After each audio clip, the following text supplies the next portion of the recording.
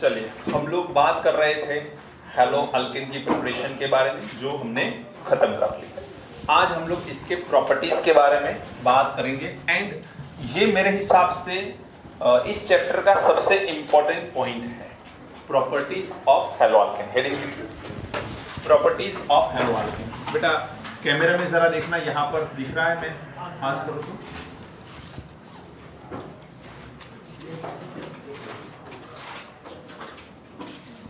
Properties of hello alkane कहां तक है? ये पूरा दिख रहा है, देखो जरा।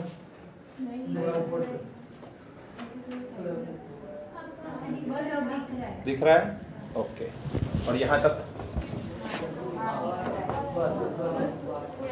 तो थोड़ा समझ में आए ना कितना एरिया काम करें। चलिए, प्रॉपर्टीज ऑफ हेलो अल्केन हम लोग इस चैप्टर के दौरान मेजर 3 टाइप के रिएक्शंस पढ़ेंगे। तो major 3 reactions are occur. Number 1, nucleophilic substitution reaction। पहला पॉइंट क्या है बेटा? Nucleophilic substitution reaction. Second point आता है दैट इज एलिमिनेशन रिएक्शन। दूसरा हम लोग पढ़ने वाले हैं elimination reaction. And third number हम पढ़ेंगे reaction with metal. Reaction with metal. तो ये 3 तरह के रिएक्शंस हमें ड्यूरिंग दिस प्रॉपर्टीज कंप्लीट करते हैं, जिसमें सबसे पहला पॉइंट आता है न्यूक्लियोफिलिक सब्स्टिट्यूशन रिएक्शन, जो हमारा पहला पॉइंट है। उसी के बारे में हम लोग बात करेंगे आज। Nucleophilic substitution reaction.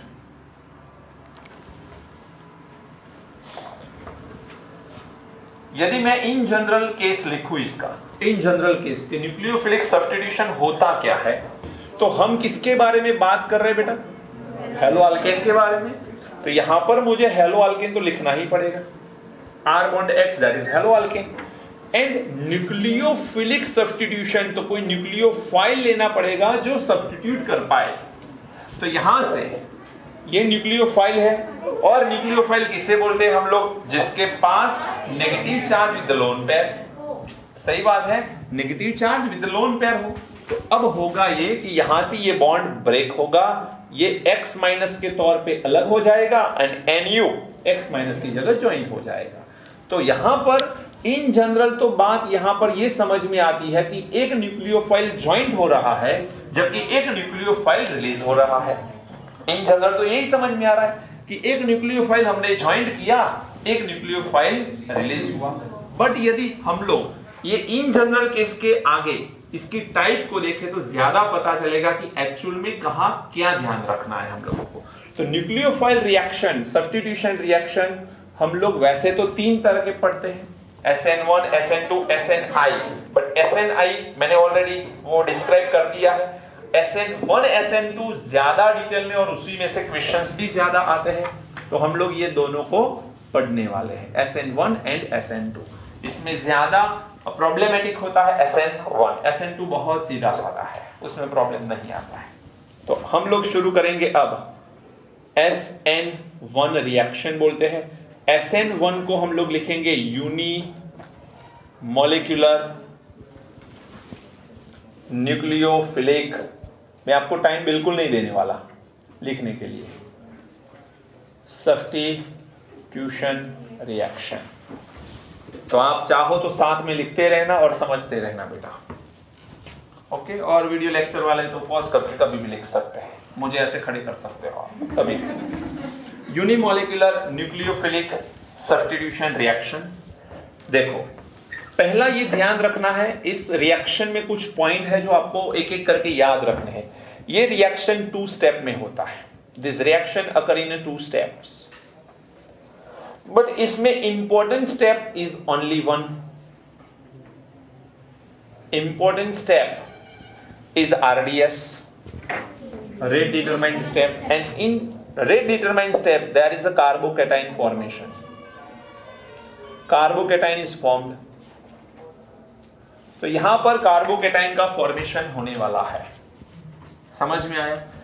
देन आगे बढ़े हम लोग, तो यहां पर हम लोग एक सॉल्वेंट यूज करने वाले हैं, एंड हम लोग जो सॉल्वेंट यूज करेंगे वो होगा पोलर प्रोटिक सॉल्वेंट।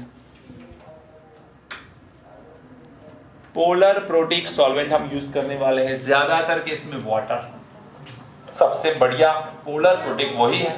सेकेंड हम ले सकते हैं अल्कोहल, फिर कार्बोक्सिलिक एसिड ले सकते हो आप लोग, ओके। वो आगे डिटेल में बात करेंगे सॉल्वेंट के बारे में, तब सारी चीजें क्लियर करेंगे। यदि मैं बात करूं तो दिस इज केमिकल काइनेटिक के according this is first order reaction, this is first order reaction, और ये फर्स्ट ऑर्डर रिएक्शन है, इसी वजह से इसको क्या बोला जाता है, SN1 बोला जाता है। स्टेप तो देखे तो 2 है, बट फर्स्ट ऑर्डर रिएक्शन की वजह से इसको SN1 बोला जाता है। तो ये कुछ पॉइंट आपको इनिशियली याद रखना है। अब जब यहां पर लिख के मैंने दे दिया कि इस में कार्बोकेटाइन का फॉर्मेशन होने वाला है, तो तुरंत स्ट्राइक होना चाहिए कि कौन सा अल्काइल हैलाइड जो है वो ये रिएक्शन को जल्दी से करेगा, 3 डिग्री, क्योंकि कार्बोकेटाइन की स्टेबिलिटी का ऑर्डर आएगा अब तो, एंड कार्बोकेटाइन की स्टेबिलिटी के according 3 degree carbocation is the most stable. तो यदि हम लोग अल्काइल हैलाइड जो इनिशियली यहां पर जो लेने वाले हैं उसमें R 3 डिग्री कार्बोकेटाइन बना पाए ऐसा ले ले, तो बहुत जल्दी से रिएक्शन हो सकता है कि नहीं। तो यहां पर 2 चीजें हैं, यदि मैं यहां पर एक ऐसा कंपाउंड ले लूं कुछ इस तरह से, it is okay, CH3 3 times C bond Cl, तो इसका मतलब क्या है, इसका मतलब है कार्बन के पास CH3 कितनी बार है बेटा, 3 टाइम्स, एंड एक बार क्या है Cl, तो यही है वो। तो ये यहां से जब बॉन्ड ब्रेक होगा तो ये प्लस बनने वाला है, और ये प्लस कैसा बनेगा, जबरदस्त प्लस बनेगा, मींस कार्बोकेटाइन 3 डिग्री बनेगा। चलिए यहां पर हाँ एक चीज और याद रखिए कि जो X यहां से निकल रहा है उसे हम बोलेंगे लिविंग ग्रुप। क्या बोलेंगे, लिविंग ग्रुप बोलने वाले हैं। तो यहां पर लिविंग ग्रुप कौन है बेटा, Cl, in the form of Cl minus release हो गए, बिल्कुल होगा। एंड यहां पर क्या बनने वाला है, CH3 3 टाइम्स, C के ऊपर प्लस चार्ज बनेगा, ये हो गया हमारा 3 degree carbocation which is stable carbocation. ये हो गया हमारा स्टेप नंबर 1 जिसे हम बोलेंगे RDS। वैसे भी आज तक जब भी कार्बोकेटाइन के फॉर्मेशन के बारे में हमने बात करी है, the formation of carbocation is always rate determined step, right. चलिए ये स्टेप 1 आ गया। स्टेप 2, तो ये स्टेप 1 को नेम भी दे सकते हैं हम, formation of carbocation, formation of carbocation बोल सकते हैं। सेकेंड स्टेप को हम बोलेंगे attack of nucleophile. Attack of nucleophile किसके ऊपर अटैक करेगा, कार्बोकेटाइन के ऊपर। कौन है न्यूक्लियोफाइल, तो अब तक तो नहीं पता हमें कौन है, तो वाटर ले ले, हाइड्रोलाइसिस करते हैं अल्काइल हैलाइड का, तो वाटर ले ले। अब वाटर लेते हैं यहां पर, तो यहां पर मैं लिख रहा हूं हाइड्रोलाइसिस ऑफ अल्काइल हैलाइड चल रहा है हमारा। तो हाइड्रोलाइसिस ऑफ अल्काइल हैलाइड करना है तो मुझे पानी ऐड करना पड़ेगा बेटा। पानी को डालो इसमें, चलो CH3 3 times C plus, and मैं पानी को डालूंगा तो ये हो गया water with lone pair. Lone pair ने कार्बोकेटाइन को देखा, कार्बोकेटाइन ने लोन पेयर को देखा, बात खत्म हो गई।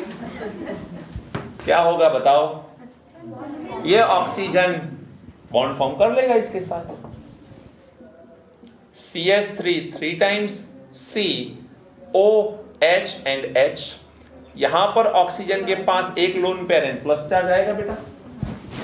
अब आगे वाटर को तो हम एज अ सॉल्वेंट यूज कर रहे हैं एंड एज अ रिएक्टेंट भी वही है, तो सॉल्वेंट का प्रोपोर्शन तो पहले से ज्यादा होगा।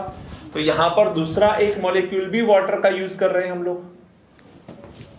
होगा क्या, यहां से बॉन्ड ब्रेक होगा क्योंकि ये अनस्टेबल कंडीशन है। इलेक्ट्रोनेगेटिव एलिमेंट के ऊपर प्लस चार्ज का होना अनस्टेबल कंडीशन है, तो यहां से बॉन्ड ब्रेक होगा, इलेक्ट्रॉन ले जाएगा ऑक्सीजन, ये बच जाएगा plus, with this lone pair H plus joint हो जाएगा तो रिलीज हो जाएगा यहां पर H3O plus protic and polar protic solvent. Protic means H plus, protic का मतलब होता है H प्लस, पोलर तो आप जानते ही हो। अब यहां पर क्या बचा, CH3 3 times COH मींस हमको मिल रहा है alcohol and this reaction is known as SN1 reaction, क्योंकि इसमें कार्बोकेटाइन का फॉर्मेशन हो रहा है।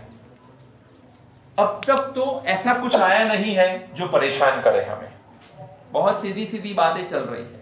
अब सवाल जब आते हैं तो कुछ पॉइंट में से सवाल आते हैं, मैं एक एक करके सारे पॉइंट को कवर करूंगा जो SN1 के ही है। ये लिख लो आप जल्दी से, फिर यहां पर पॉइंट डिस्क्राइब करते हैं। चलिए हो गया ये, निकालो इसे।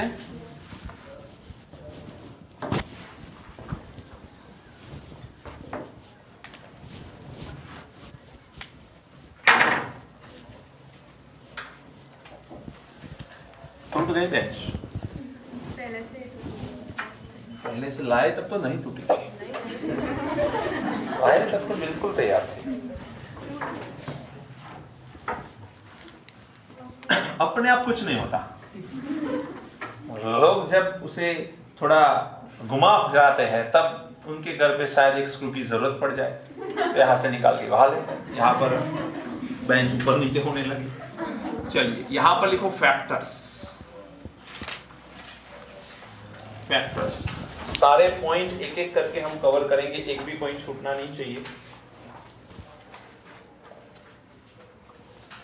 चलिए फैक्टर्स सबसे पहले है this is unimolecular reaction.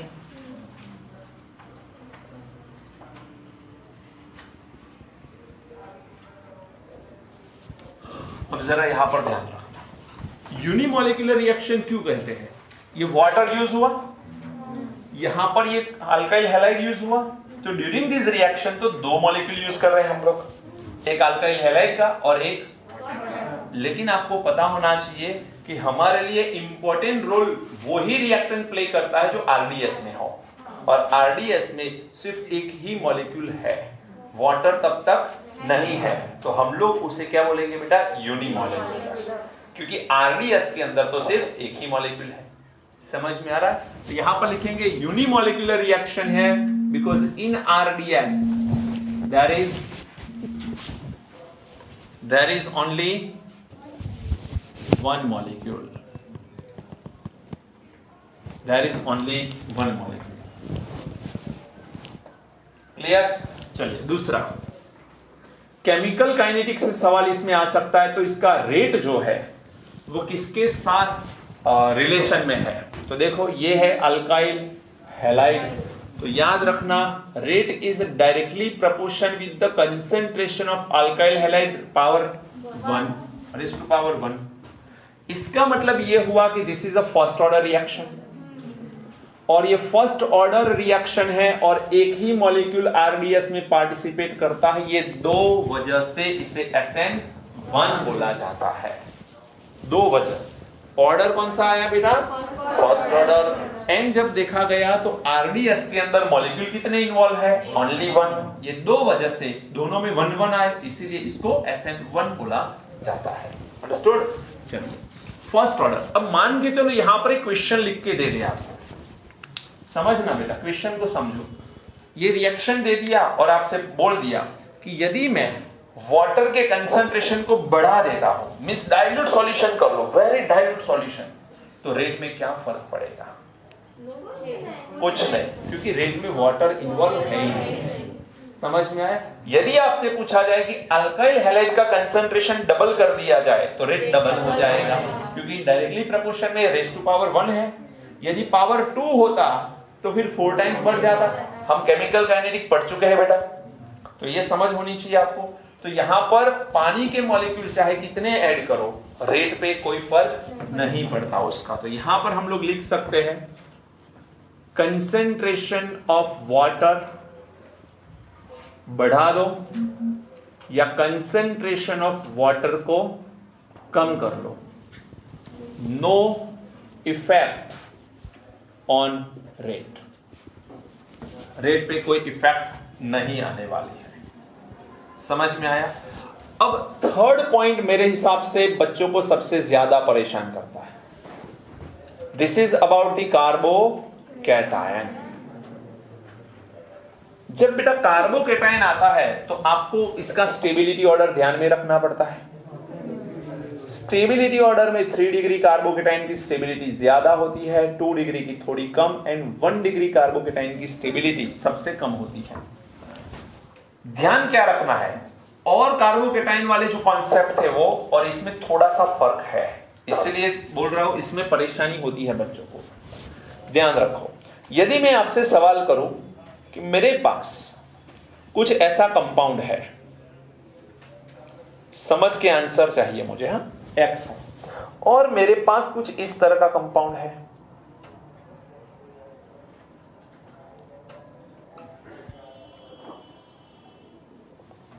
Sorry,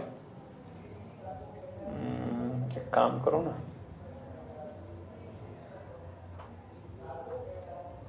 चलो ओके, इस तरह का कंपाउंड, 2 कंपाउंड है मेरे पास, दोनों अल्काइल हैलाइड है बेटा, ये भी अल्काइल हैलाइड, ये भी अल्काइल हैलाइड।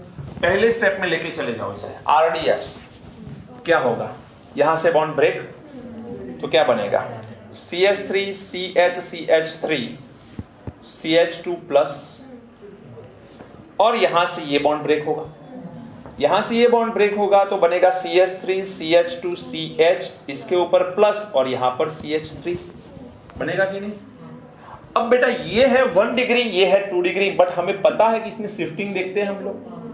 चलो इसमें शिफ्टिंग कौन सी होगी, 1-2 शिफ्टिंग, कौन सी, हाइड्राइड शिफ्टिंग। 1-2 हाइड्राइड शिफ्टिंग करो तो ये हाइड्राइड यहां पर जाएगा, प्लस यहां पर आएगा, तो फाइनली हमारे पास कुछ ऐसा स्ट्रक्चर मिलेगा। एंड फिर OH को ज्वाइन करूंगा मैं, हाइड्रोलाइसिस है मान लो, तो OH को मैं ज्वाइन करूं तो प्रोडक्ट मेरी ऐसी कुछ बनेगी, राइट। चलो यहां पर देखते हैं, तो यहां पर कोई शिफ्टिंग का जुगाड़ करने का कोई मतलब नहीं है, मैं डायरेक्टली क्या ज्वाइन करूंगा, तो मुझे प्रोडक्ट क्या मिलेगी बेटा, CH के साथ OH ज्वाइन करो और CH3 लगा दो, बात खत्म हो गई, राइट।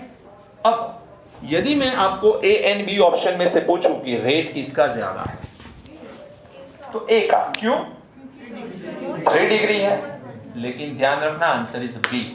शिफ्टिंग के बाद जो कार्बोकैटायन आता है वो रेट के लिए रिस्पॉन्सिबल नहीं होता, तो फॉर्मेशन ऑफ कार्बोकैटायन जो फर्स्ट फॉर्म होता है वही रिस्पॉन्सिबल होता है इसमें। तो पहले आया वो शिफ्टिंग के बाद, प्रोडक्ट वही मिलेगी जो शिफ्टिंग के बाद आएगी, प्रोडक्ट में कोई फर्क, शिफ्टिंग के बाद आएगी वही प्रोडक्ट लिखनी है, बट रेट के बारे में ध्यान रखना क्या है, आफ्टर शिफ्टिंग नहीं देखना, हेलोजन को हटाने के बाद जो तुरंत कार्बोकैटायन आया वो कार्बोकैटायन कौन सा, वो देख के आपको रेट लिखना है। तो दोनों ऑप्शन में यदि पूछा जाए कि रेट किसका ज्यादा, तो ये 2 डिग्री, ये 1 डिग्री, पहला कार्बोकैटायन ही चेक करो तो इसका आंसर आएगा ये। कितने लोग समझ पा रहे हैं? क्लियर, मिस्टेक नहीं करनी बेटा इसमें, यही मिस्टेक करते हैं। अब यहां पर बोला कि शिफ्टिंग नहीं करनी, ऐसा नहीं बोला मैंने, शिफ्टिंग तो फिर भी करनी है, बट शिफ्टिंग के पहले जो कार्बोकैटायन आया उसको स्टेबिलिटी के लिए यूज करना है। समझ में आ रहा है कि नहीं? तो ये कौन सा वाला है, 1 डिग्री, ये कौन सा वाला है, 2 डिग्री। तो 1 डिग्री एंड 2 डिग्री कार्बोकैटायन में 2 डिग्री कार्बोकैटायन ज्यादा स्टेबल है, तो रेट के बारे में मैं बताऊं तो B आगे आएगा A की कंपेयर में।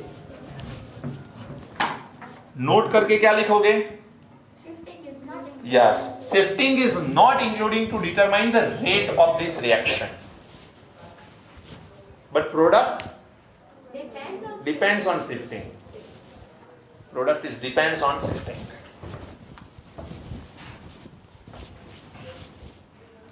तो इसमें गलती कर जाते हैं बच्चे, क्योंकि वो आदत सी हो गई है रेट को फाइंड करने की कि शिफ्टिंग करने के बाद क्या आया। प्रायोरिटी क्या है शिफ्टिंग की, पहले हाइड्राइड देखो, फिर मिथाइल, फिर फिनाइल।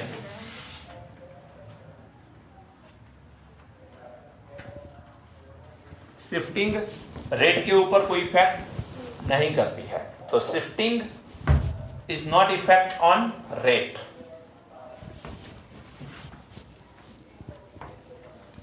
चलो हो गए।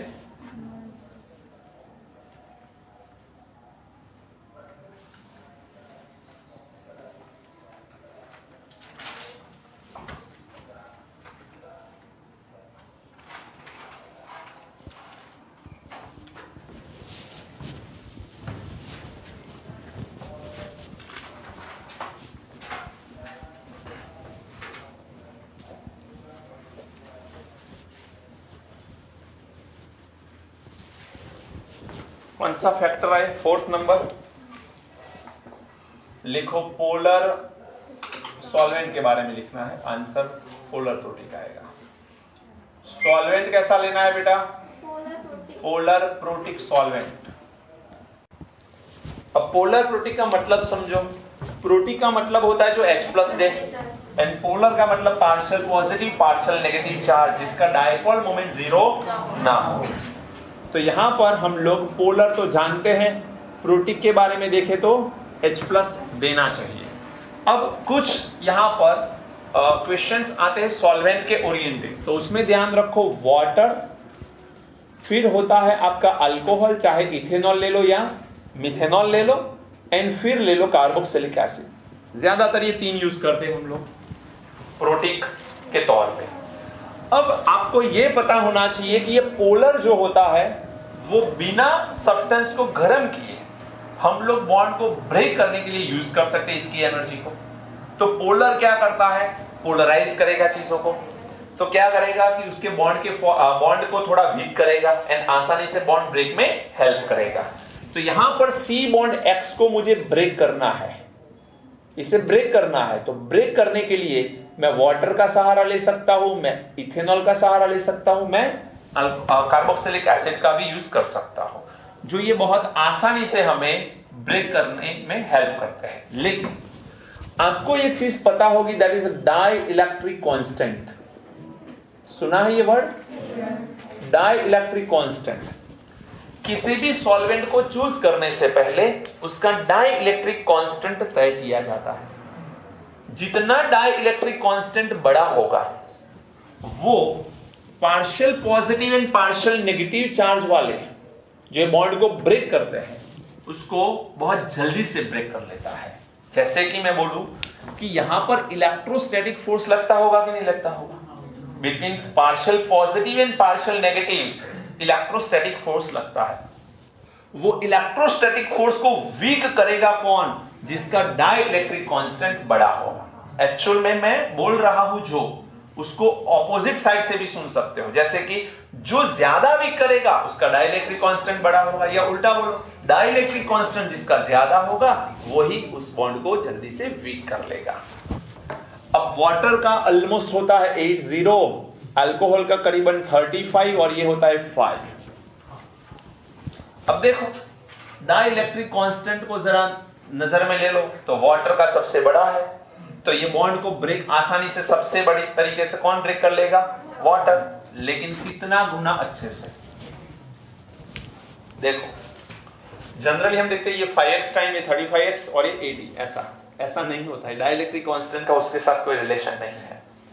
मान के चलो ये x गुना जल्दी से बॉन्ड को ब्रेक कर रहा है, तो ये करीबन 5x टाइम्स बड़ा होता है। इसका अल्कोहल का bond breaking style 5x times ज्यादा होता है और इसका 1.5 लाख टाइम्स ज्यादा। 1.5 लाख समझना, means 1.5 lakh times more powerful water than alcohol. वो क्वेश्चन में कभी नहीं आएगा, ये एक समझाने के लिए एक डेटा है मेरे पास, तो मैं बोल रहा हूं। समझ में आ रहा है कि नहीं? तो water is a very good polar solvent. अब कहानी ये आती है कि ये पोलर सॉल्वेंट ये बॉन्ड ब्रेक करता है, दूसरा कुछ करता है कि नहीं? तो यहां पर होगा क्या बेटा? देखो आपको पता है कि ये C बॉन्ड X आया, फिर यहां से बॉन्ड ब्रेक कर लिया किसने? सॉल्वेंट ने। तो यहां पर ये बन गया कार्बोकेटाइन और ये X माइनस। तो क्या गारंटी है कि X माइनस नहीं जुड़े इसके साथ वापस? क्या गारंटी है कि X माइनस नहीं जुड़े? तो 2 गारंटी दे सकता हूं मैं। हाइड्रोलाइसिस कर रहे हैं, हाइड्रोलाइसिस में कौन आएगा? OH। Oxygen is a good donor than halogen, हम देख चुके हैं कोऑर्डिनेशन कंपाउंड में, तो ऑक्सीजन पहला जुड़ेगा उस हिसाब से। लेकिन फिर भी मानो कि ऑक्सीजन थोड़ा दूर है, आने में टाइम लगा, तो हैलोजन जुड़ सकता है। तो ये वाटर के मॉलिक्यूल इसको कवर कर लेते हैं। X माइनस HOH ये वाटर के मॉलिक्यूल इसे होल्ड कर लेते हैं, मींस बाहर नहीं निकलने देते। ये पार्शियल पॉजिटिव चार्ज वाले हाइड्रोजन है जो हैलोजन के नेगेटिव चार्ज को ऑलमोस्ट बैलेंस कर लेते हैं।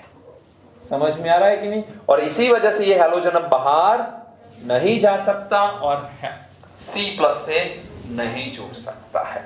तो दो चीजें मैंने बोली, oxygen is a good donor, नजदीक दोनों है तो ऑक्सीजन का ही नंबर लगेगा, बट मान के चलो डिस्टेंस बड़ा है दोनों में, तब भी हैलोजन नहीं जुड़ेगा क्योंकि ये प्रोटिक सॉल्वेंट क्या करता है बेटा, कवर कर लेता है हैलाइड आयन को, तो वो जल्दी से जुड़ने वालों में से नहीं है।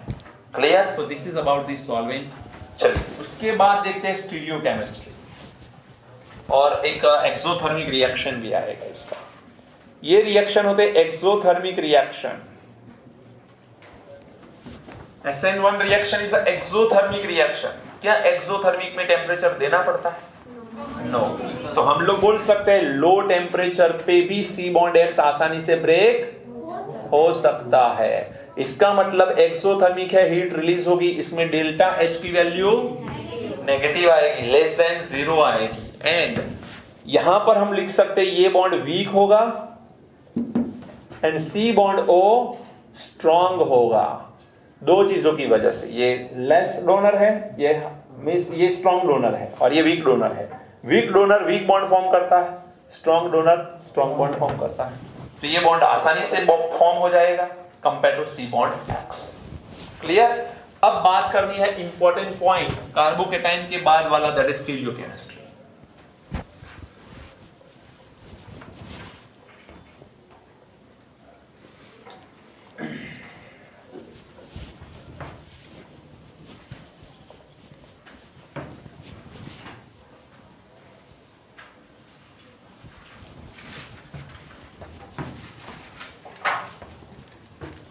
कौन सा पॉइंट है? 6 नंबर।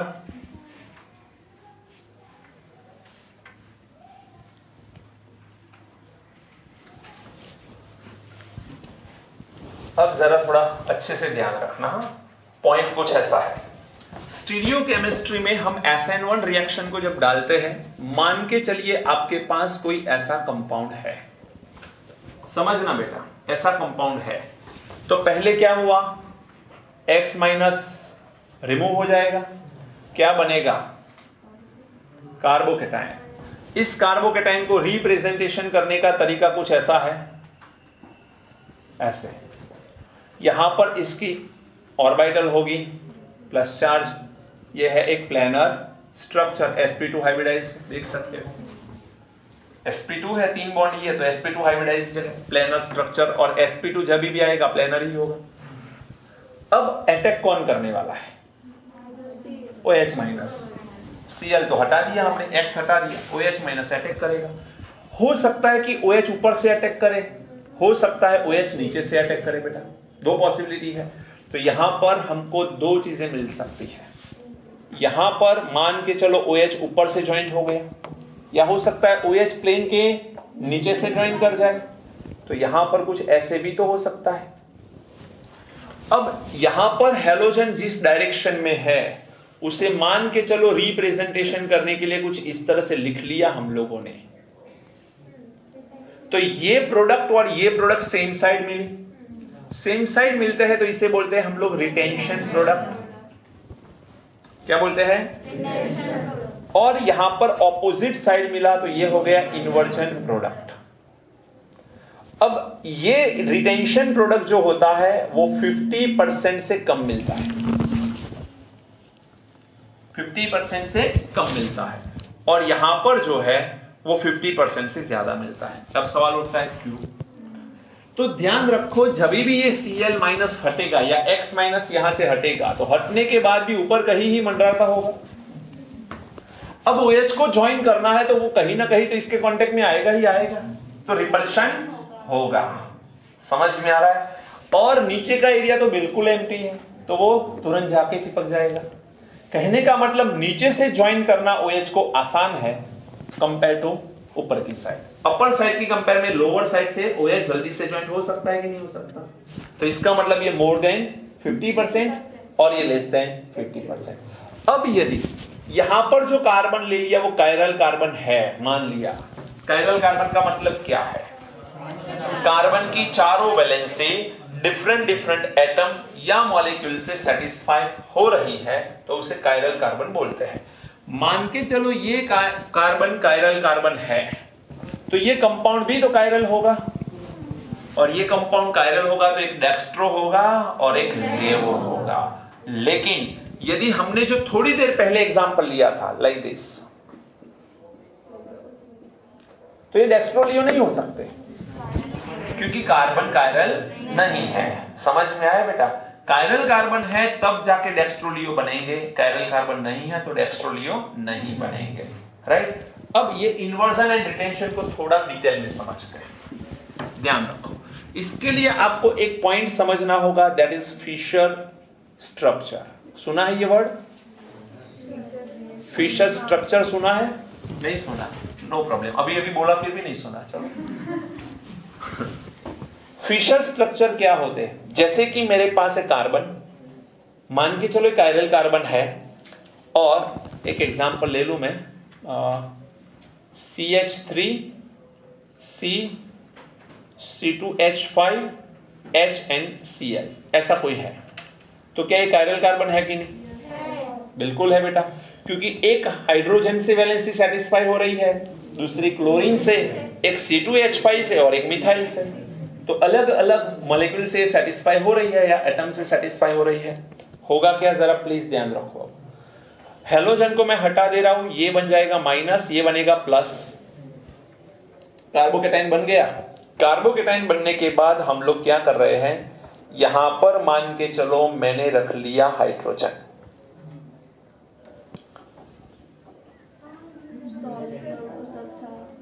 Veg and dash. तो अब मान के चलो यहां पर मेरे पास है CH3 और ऊपर की तरफ है C2H5 और ये है प्लस। अब बेटा जो वेज डैश है वो बैक साइड द प्लेन है, जो वेज है वो अपर साइड द प्लेन है, एंड C2H5 एंड कार्बन एक ही प्लेन में है, तो ये 3 डायमेंशन फिगर है। तो फिशर स्ट्रक्चर एक्चुअल में क्या है, 3 डायमेंशन फिगर को 2 डायमेंशन में रिप्रेजेंटेशन करने का तरीका है और कुछ नहीं। Fischer structure is only structure with represent of 3 dimension structure in the 2 dimension. तो बोर्ड हमारा 2 डायमेंशन है, स्ट्रक्चर हमारा 3 डायमेंशन है, तो 3 डायमेंशन को 2 डायमेंशन में हम रिप्रेजेंट कर सकते हैं इससे। क्लियर यहां तक? ओके। अब ये तो फिशर की बात हुई। अब यहां पर यही कंपाउंड को रिप्रेजेंटेशन करने का तरीका कुछ ऐसे भी है। ये बीच वाला जो कार्बन है ऐसे, ऊपर की तरफ मान के चलो C2H5 आ गया, यहां पर मान के चलो CH3, यहां पर Cl है, यहां पर H है। समझ में आया? अब कार्बोकेटाइन जब फॉर्म होगा बेटा, थोड़ा ध्यान रखना, बाद में लिखना, इसमें फंस जाओगे वरना। जब ये Cl को मैं हटा दूं तो -Cl हो गया।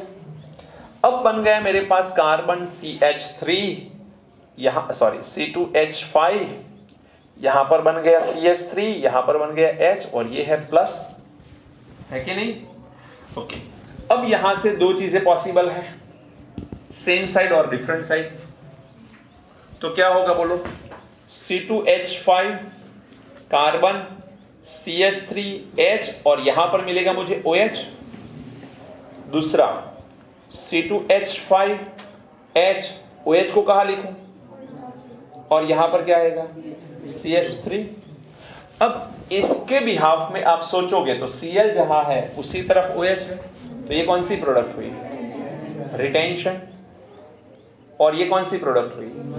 इन्वर्जन। ओके, प्लीज ध्यान रखना, अभी खत्म नहीं हुआ।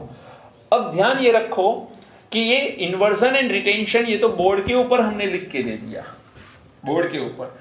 एक्चुअल में इसके लिए एक रूल है, उस रूल को फॉलो करके ही हम ये बता सकते हैं। जैसे कि ये कायरल कार्बन है, सबसे पहले ये सोचना है जो मैं रूल बताने जा रहा हूं वो सिर्फ कायरल कार्बन के लिए ही एप्लीकेबल है। चलो, कायरल कार्बन है ये, यस बिल्कुल।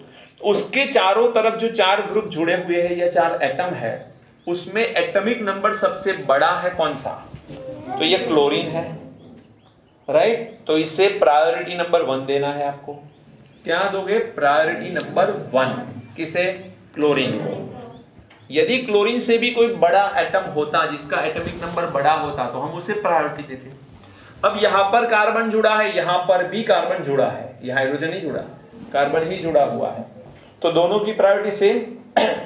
बट यहां पर 2 कार्बन है, कार्बन ज्वाइन विद कार्बन, तो ये और यहां पर तो कार्बन डायरेक्टली हाइड्रोजन के साथ आएगा, तो एटॉमिक नंबर इसका टोटल बढ़ेगा। हेलो, तो यहां पर प्रायोरिटी नंबर 2, ये प्रायोरिटी नंबर 3, और हाइड्रोजन तो बेचारा 4 नंबर पे ही आएगा। दूसरी चीज, 4 नंबर ऑलवेज ये लाइन पे होना चाहिए। 4 नंबर ऑलवेज ये लाइन पे आना चाहिए। नहीं आ रहा तो अरेंज करो। समझ में आ रहा है? चलो दूसरी चीज, प्रायोरिटी नंबर को कनेक्ट करता हुआ मैं यदि कोई साइकिल घुमा रहा हो तो क्लॉकवाइज है कि anti clockwise? Anti clockwise. This is anti clockwise. अब ये एंटी क्लॉकवाइज है, समझना, तो इसे हम लोग बोलेंगे एस,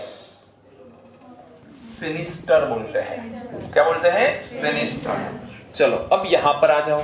यहां पर हैलोजन की जगह ऑक्सीजन है, 8 नंबर का एलिमेंट है, तो प्रायोरिटी तो इसी की पहली लगेगी। फिर ये दूसरी नंबर, ये तीसरा और ये चौथा।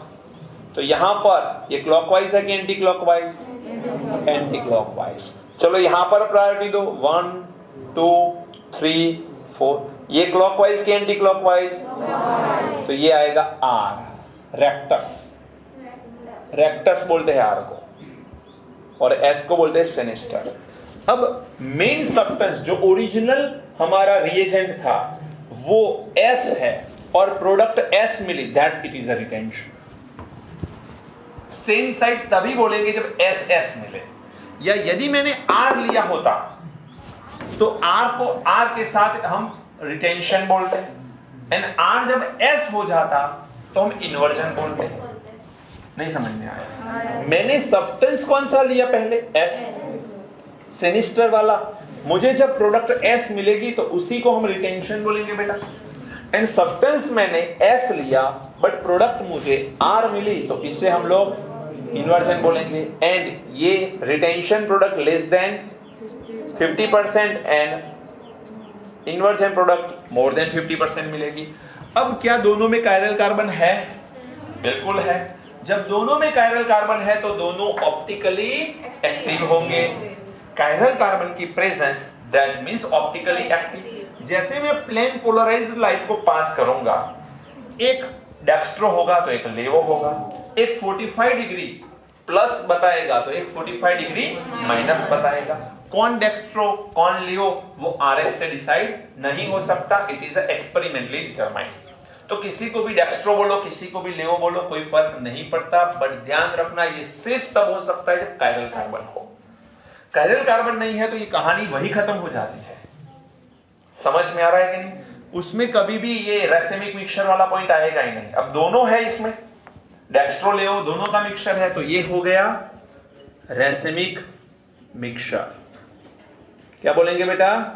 अब आपसे सवाल पूछते हैं कि रेसिमिक मिक्सचर ऑप्टिकली एक्टिव होता है कि इनएक्टिव होता है? इनएक्टिव होता है। Reason, 45 degree minus and 45 degree plus, जब दोनों एक दूसरे को इक्वल अमाउंट में एंगल प्रोवाइड कर रहे हैं तो दोनों एक दूसरे की इफेक्ट को नलिफाई करेंगे, लाइट सीधा पास हो जाएगा।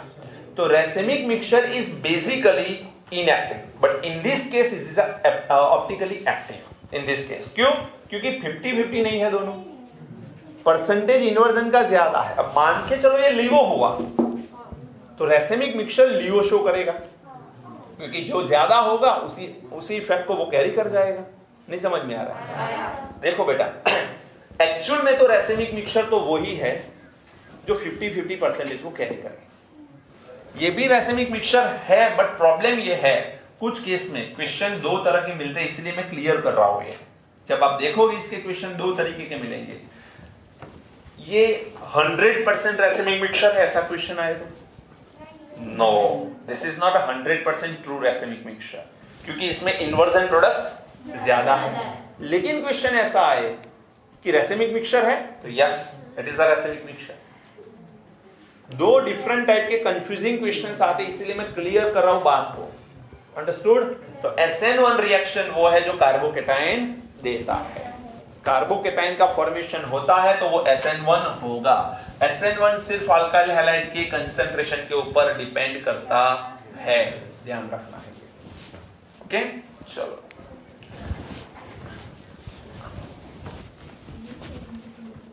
अब थोड़ा सा मैं चेंज करे, आपको थोड़ा घुमाओ।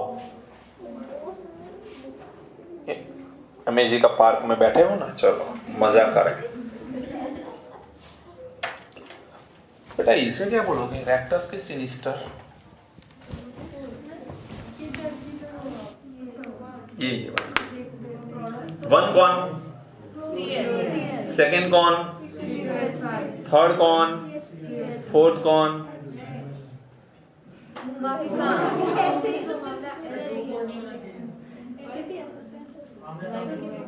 देखो मेरी बात को, यदि लाइन में नंबर नहीं शो कर रहे हैं, कहीं पर भी ऐसा दिया है लेकिन लाइन में नंबर नहीं आ रहे, तो 4 नंबर को हाथ रख लो और फिर कहां नंबर कनेक्ट हो रहे हैं तो उस हिसाब से जाना है। ऑलवेज ऑलवेज 4 नंबर के ऊपर हाथ रख लो, लेकिन कब? जब कंटिन्यूअस नंबरिंग नहीं दिख रही है आपको तो 4 नंबर के ऊपर हाथ रख लो, लेकिन 4 नंबर होना चाहिए लाइन में। समझ में आ रहा है कि नहीं? यदि ऐसा हुआ, चलो नहीं, ये भी एक कहानी है। नहीं सुनो यार, अच्छी बात है ना, समझ में आ जाए।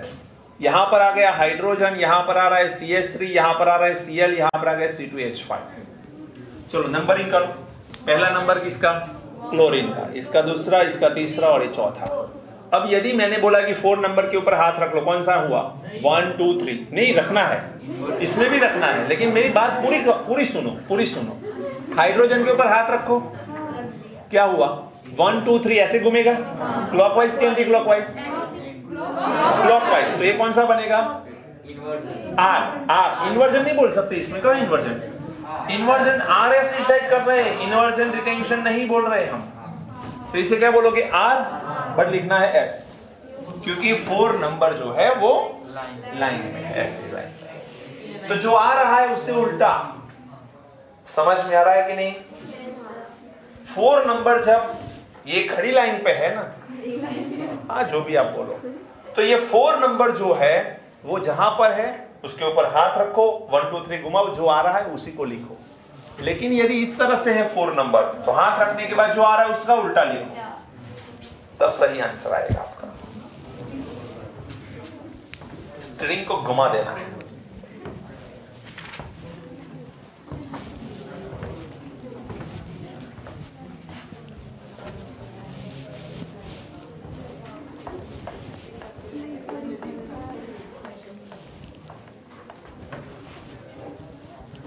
मिटा दो बेटा। अरे कुछ क्वेश्चन करेगा?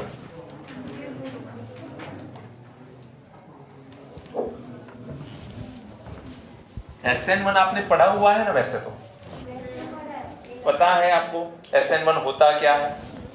न्यूक्लियोफाइल अटैक करता है, न्यूक्लियोफाइल रिप्लेस होता है। लेकिन सारी डिटेल बता दी है। अब कोई क्वेश्चन ऐसा नहीं होना चाहिए जो आपसे सॉल्व ना हो।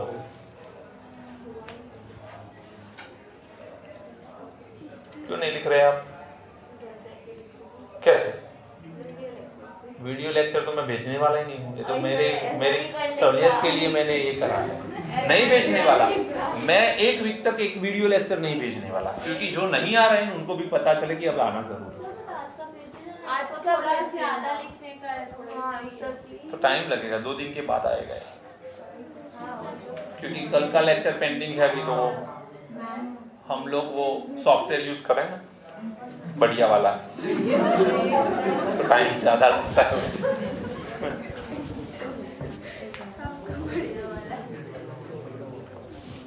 तो अभी फ्री बैठे हो, अभी लिख लो ना बेटा। मोबाइल हाथ में लेना, देखना, स्क्रीनशॉट तो आते नहीं उसमें भी। अच्छी बात है। अच्छी बात थोड़ी ना। तो पॉज तो कर ही सकते हो, क्या फर्क पड़ता है? और पॉज करके कभी स्क्रीन पे ब्लैक आ जाते हैं तो फिर से स्टार्ट करना अरे बहुत प्रॉब्लम होती है। लेकिन मैं तो अब YouTube लिंक ही भेज रहा हूँ आप लोगों को। वो तो वो वाले ना, इसके भी YouTube भेज दूंगा तो मजा ना। तो मजा है। 2x की स्पीड 2x पे तो मैं कितना फास्ट बोलता हूँ गाड़ी, फट फट फट फट। मजा भी आता है। मस्त बोलते हो। कभी सुना है 2x पे?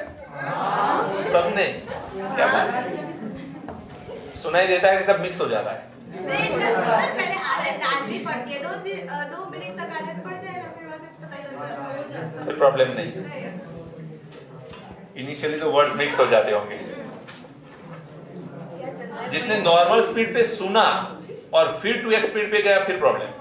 पहले से 2x स्पीड पे सुनो तो शायद प्रॉब्लम कम आए। नहीं बट ऐसा कर सकते हैं 2x का फिर 1.75 कर दे तो फास्ट भी हो जाए।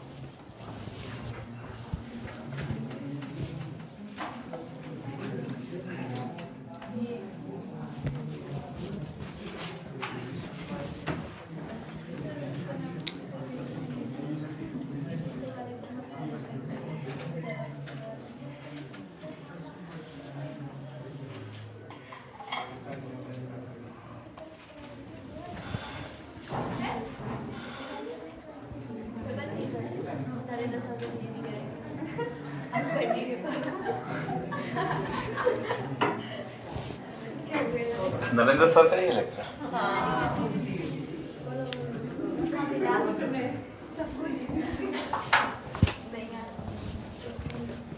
अभी क्या पढ़ा रहे सर?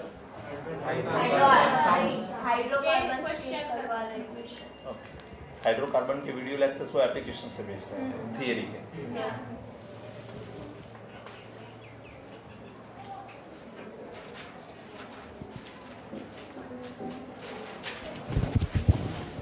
पहला पॉइंट तो इसमें पता ही है, कार्बोकेटाइन की स्टेबिलिटी के बारे में लिखना होगा। तो नेक्स्ट, अब जल्दबाजी में कोई फर्क नहीं पड़ने वाला क्योंकि बहुत सारे क्वेश्चंस करवाना है मुझे आपको।